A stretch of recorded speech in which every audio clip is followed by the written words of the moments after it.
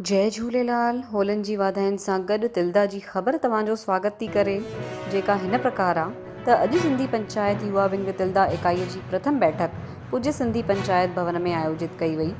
बैठक में समाज जे हित में कई निर्णय वरिता विया। कोरोना वायरस सां बचाव हेतु सुझाव ॾिना विया। बैठक में कार्यकारिणी विस्तार करे 100 सदस्यनि जी टीम ठाहिण जो लक्ष्य बि रखियो वियो। बैठक जी शुरूआत सिंधी पंचायत युवा विंग जे अध्यक्ष राहुल तेजवानीअ द्वारा सभिनी सदस्यनि खे होलीअ जी शुभकामनाऊं ॾेई करे बैठक प्रारंभ कई वई। समाज खे युवा विंग द्वारा कीअं मजबूत कयो वञे, साॻी जानकारी ॾिनी वई।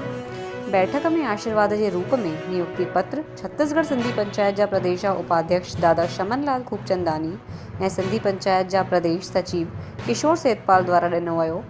उन्हनि चयो त उन्हनि जो आशीर्वाद ऐं साथ हमेशह युवा विंग जे साथियुनि सां गॾु रहंदो। कार्यक्रम खे मुख्य रूप सां राजेश चंदानी सर, रमेश वीरानी, कन्हैयालाल हरिरामानी, नीलेश वाधवा, दिनेश पंजवानी, राजकुमार विखवानी द्वारा संबोधित कयो वियो। भाई दीपक बजाज द्वारा सभिनी सदस्यनि लाइ मास्क ऐं हैंड सैनिटाइज़र उपलब्ध करायो वियो।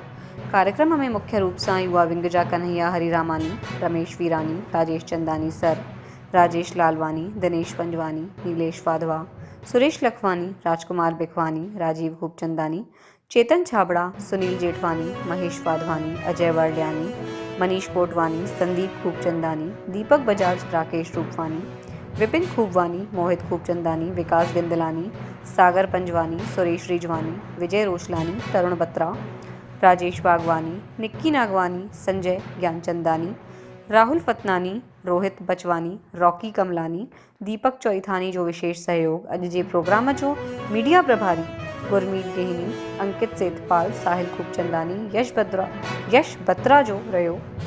युवा विंग जी बैठक में निर्णय वरितो वियो त चेटीचंड जे ॾींहुं तिल्दा सिंधी समाज लाइ मास्क मुफ़्त में उपलब्ध करायो वेंदो।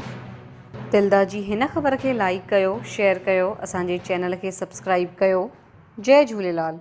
आंधीअ में जोत जगाइण वारा सिंधी।